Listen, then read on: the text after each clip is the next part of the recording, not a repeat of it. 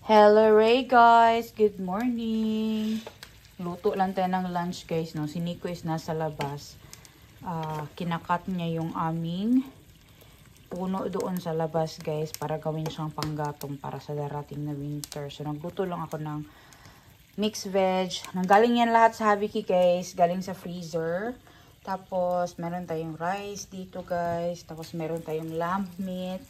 And meron pa akong meat na nasa oven guys na nanggaling din sa Habiki. So lahat ng ulam namin today, of course, powered by Habiki Ruaka Paika. So hintayin ko lang maluto yung mga karne and we're ready to serve. For sure si Nico is gutom din yun. Weather update dito sa amin guys. Of course, it's sunny sa labas but it's cold. It's +2 degrees dito sa amin ngayon and malamig yung hangin guys. Gusto ko sanang mag-mushroom picking but malamig man. Uy, makatamad talaga guys kapag malamig ang weather lumabas. Tapos, kahapon hindi ako nag-vlog guys. Nag-ano lang kami, nag-church kami kahapon. Tapos, chill time lang guys kasi nga masama din ang pakiramdam ko. Parang after nung nag-Amsterdam kami guys, halos everyday na sumasakit yung ulo ko and everyday ako umiinom ng Panadol talaga. Pero ngayon, medyo okay naman na siya. Siguro mamaya tatapusin namin yung garden work namin. Kasi yung mga wood chips na nabili ni Nico, hindi pa namin nalagay yung iba doon. Meron pa kaming kailangan lagyan. So, ganun pa rin ang itsura doon sa labas, guys. O, kita nyo yung mga white na spaces. Yan, kailangan pa yan siya lagyan ng wood chips dyan para makover talaga siya. Konti na lang naman, ay matatapos din yan, guys. Pero nakakatamad kasi. And yung mga grass pala dito sa amin, guys. Grabe, sobrang haba na.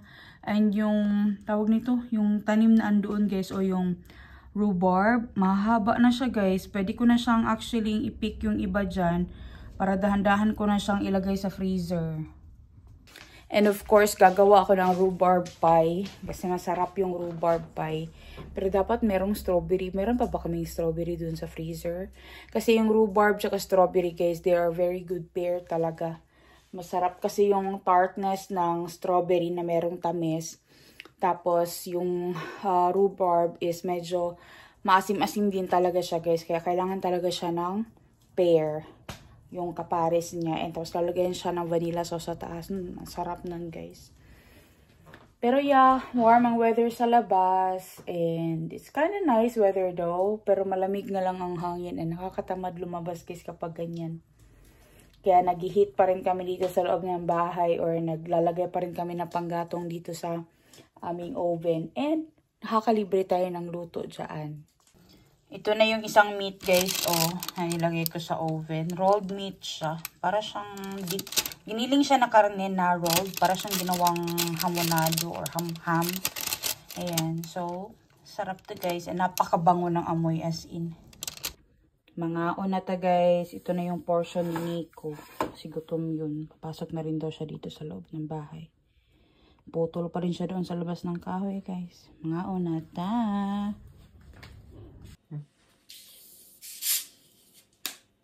Kaon na si Dudong. Kaon na dyan. Your hands are shaking, Daddy. Vähän väsynyt ja vähän flunssa vielä. Tai semmoinen. Se on tired. Tired. Mun kurkku vielä throat. It's itchy? Niin, semmoinen. Okay. Vähän karkea. Okay. Still have flu. And the weather is so weird though. Niin. That's why eat your food. Morning is about 0 + 1 ja sitten päivällä on I think now something 6, 7 or something. Yeah. It's like not healthy. But eat now then. There's lamb and the other one is baboy. You like baboy? No, onko tää lammas? Ei, se toinen puoli on lammas. Tämä. Se on lammas. Lammas is lamb in Finnish. It's very soft. Tosi hyvä. It's very good. Tapos na kumain guys, kakain na naman. So ito yung Marianne na cake. Ito oh. Yan siya, galing doon sa church guys.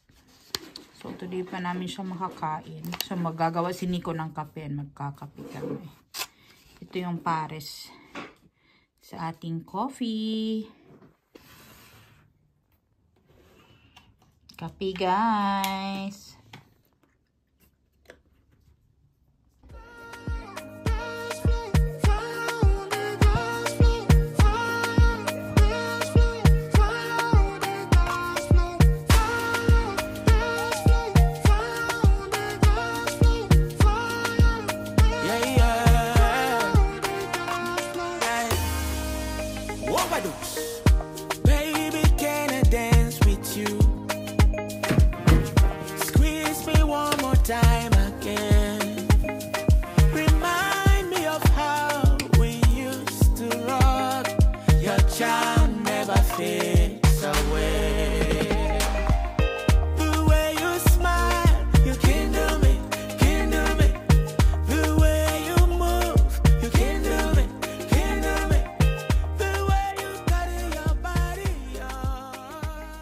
Ito guys is dried mushrooms. Ito yung mga bullets from last year. So, isusuko ko lang ito ng water. Tapos, pan fry ko siya and ilalagay ko sa pizza. So, ayan na siya. It will soak up water right away guys. Kasi yung natanggal lang naman sa mushroom na to is yung water content niya lang. Kasi diba, nilagay ko to sa dehydrator. Ayan o. Biglang nag-ano na siya, lumaki na siya ulit. Ayan. Diba? So, hintayin lang natin yan. In a couple of minutes, it will become like a normal mushroom na siya guys ulit. Pag na-soak up niya na yung water niya. Hindi na siya kailangan i-soak na sobrang matagal. While si Nico is nasa store, gawin na natin to. Yan.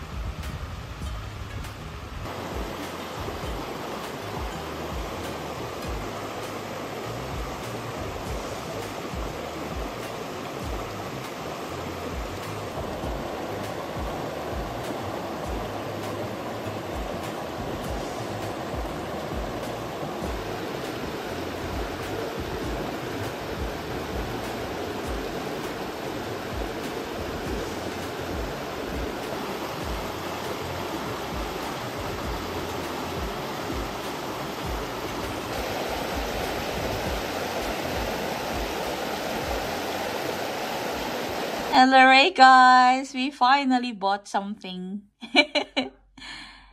Tagal ko itong pinag-isipan. So ito yung regalo ko sa sarili ko. But I let Nico open it. You show them daddy what is it. From the front side. What is it? Yay! We now got a DJI Mini 3. So makakapagpalipad na tayo ng drone and we'll be able to show to you guys what it looks like from the what you call it, from the top view, from the up view. Huh? This is going to moon perspective, like in the stratosphere. Okay. I don't know, does it need to have like a card or something? But I can just use my phone and monitor it from my phone. It's reading here. Does it need? Flight battery, USB laptop, it's quick manual. Ito yung binili ko because this is the one I bought. Maybe it's I don't know. It's also like a card. Oh, it is. Memory card. Okay. This is the one I bought because it doesn't need license. Because if it needs license, it's gonna be like so. This shows 10 kilometers with the from the 10 kilometers, it's very far. Nee. So if you go hunting, you can fly it. We can see where Pimo is going. Right?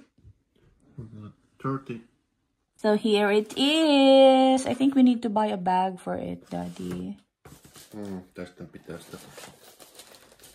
It's very small. It's very lightweight. I think it's less than how much is it? 249 grams. It's very light. So what is that? Is there a card? No. I think we need to buy a card for it. It's here in the camera.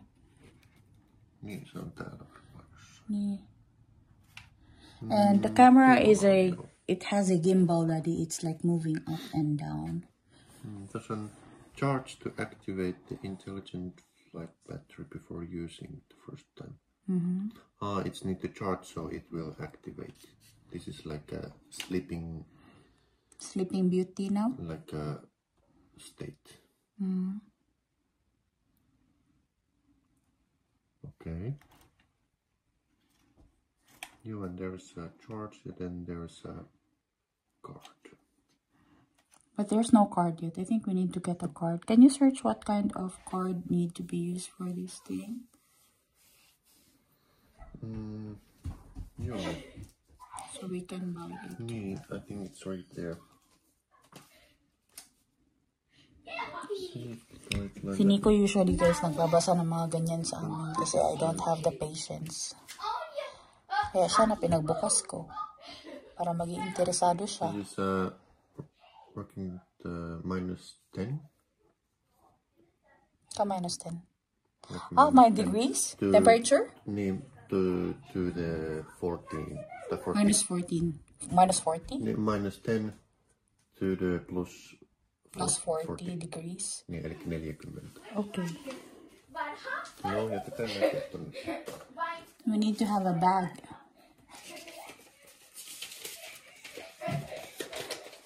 Hello, Ray, guys. Sobrang init today and nasa labas kami. It's better air in here. Nasa labas kami, guys, and kumakain kami ng ice cream. Anika is there. Anika, say hi! I don't know, is this first time to have a t-shirt? T-shirt? Hi, goodbye. Hi, goodbye, friends. First time? It's your first time to wear t-shirt, Daddy, this summer? I think I was... Not yet summer. Still spring in Finland. Niin, no joo, somewhere like a early summer. Late spring. Our spring is usually very, very short, and the summer is as well short. You need to enjoy every day. It's nice to sit here, guys, near the river because it's much cooler, and yung lagaslas ng tubig ba, sobrang ganda pakinggan. Oh, di ba? Ang ganda. Kakaiba talaga yung tanim na yan, oh. Color red yung kanyang stem ba. This bridge has been...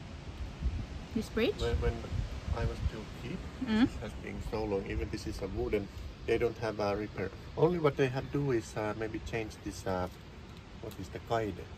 The steps? No, maybe that steps too, but that is like what is the side?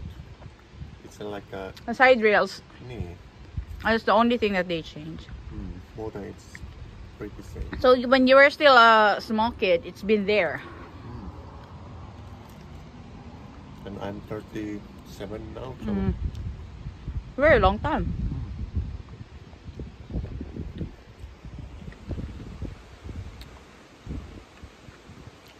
The wood is very strong. It's like a log. You see, it's the same kind of wood used for making log houses, Daddy, no?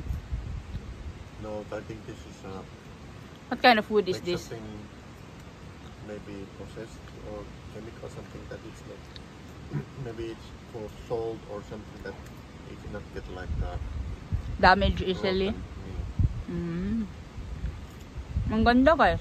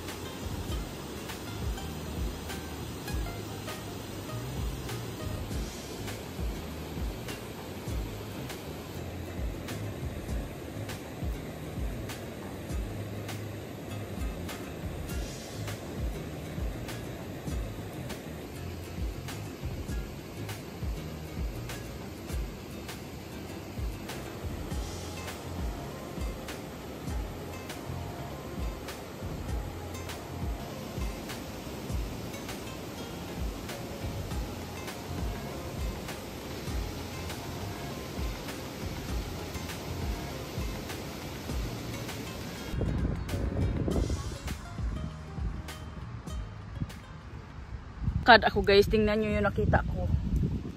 Ang laki na Corva Sieni or yung False Morels. Hindi lang yan. Meron pa. Dito. Ayan oh. Ayan. Ayan guys. Kita ng dalawa dito na side. Meron kasing dam ito guys doon sa dulo. Ngayon, nilalagyan ng isa sa mga nagmamanage dito na para hinaan yung flow ng water ng kahoy doon. Pero masyadong mataas daw and may yung mga salmon, hindi sila nakakaakyat pabalik. Kasi yung mga salmon guys, kapag tumatanda yan sila, babalik yan sila kung saan sila nanggaling. And dito sa river na to, maraming salmon. Hindi dito pwede basta-basta mag-fishing na wala kang lisensya. Kailangan mo ng permit. So maraming andoon, meetingin sila ng mga isda na tumatalon pabalik ba. Pero yung nakita ko guys na mushroom, hindi ko muna yun pupulutin. Kasi may work ako ngayon. And actually, papunta kami ng trabaho. Nag-snack lang kami dito para mailabas si Anika. Tapos, diretso na rin ako ng work guys. Hatid na nilang nila ako. Tapos diretso sila ng church. Kasi Sunday ngayon, hindi ako makakapagsimba kasi nga meron akong work. Sorry guys, kakauwi ko lang ng bahay and ito na agad. Saging guys, magmaruya ta. Maruya tag saging aning. Sana na ko kasukal na niya. Konti lang yung oil. Ipa-caramelize na lang natin siya kasabay ng pagluto ng saging para dikit na dikit talaga siya guys. Ayan. Tapos guys, mamaya lalabas tayo kasi mag-garden work tayo guys. Marami tayong gagawin sa labas. As in. Pero nasimulan na namin ni Nico previous days. Hindi lang matapos kasi nga gumawa din si Nico ng mga firewood. As you can see guys, sa labas ngayon is maliwanag pa. Alas 8 na ng gabi guys. Mag alas 9. Pero sobrang maliwanag pa rin. Oh, init pa rin. Taas pang adlaw guys. So we still have a lot of things to do outside. And kakain muna ako ng maruya bago ako lalabas. Some peak. Varovasti. Thank you, Daddy. You have waiting hours. Song. What is it? Pretty little baby. Eikä kun asking me a flowers. Waiting hour. Kusan cookie ya, Day. Guys, ayan o. Bigay din ko sa Let's visit at Lamia. I need to buy that. So beautiful. Glue. Yeah. No, nasa forest kami guys. Kasi nag-cut si Nico ng trees. Sumama ko sa kanya. Nag-edit lang ako ng video. Sabi ko, ano yan? Sabi niya, daw, kusan cookie or yung pine trees na bulaklak. Nalagay natin to sa bahay. Ang ganda. Wala siyang amoy of course, but it smells fine. Ang ganda, di ba? Pink, kakaiba. Ang hugihan sa kumbana guys. Grabe, good og pangandam para sa next coming winter. Simple thoughts, di ba? Importante. Ang cute naman ng mga bulaklak. Color red. Pinkish or red? Himuot ko. Ice cream, guys! Ice cream lang may darin ni Nico, guys. Ice cream lang, Nico. Init. After long winter. After long winter, eating cold. Ice cream in there like ice cream bar. First ice cream bar. We have had ice cream that's it. Here's the first time this year.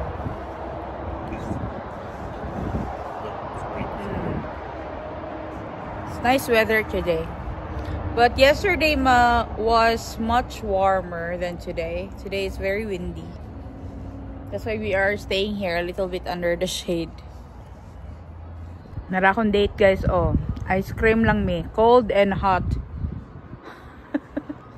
Coffee.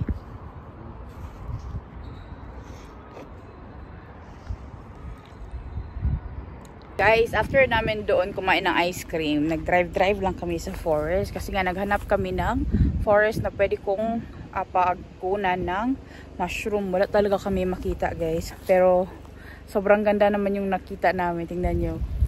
Wow, sobrang daming dandelion sa field. Yo guys, nag-stop lang talaga kami dito para kumuha ng video para sa inyong lahat. Ayan oh, sobrang ganda ng fields guys. Sobrang daming dandelion sa field. Merong hunting cabin dito guys. Kita nyo yan o yung merong may bintana dyan. Dyan nagtatago ang hunter kapag hunting season. Tapos sa field yung kanyang target. I've seen the wishing well, but I don't throw pennies down below. I've seen a shooting star, but I don't follow where it goes. I'm not the superstitious kind. You were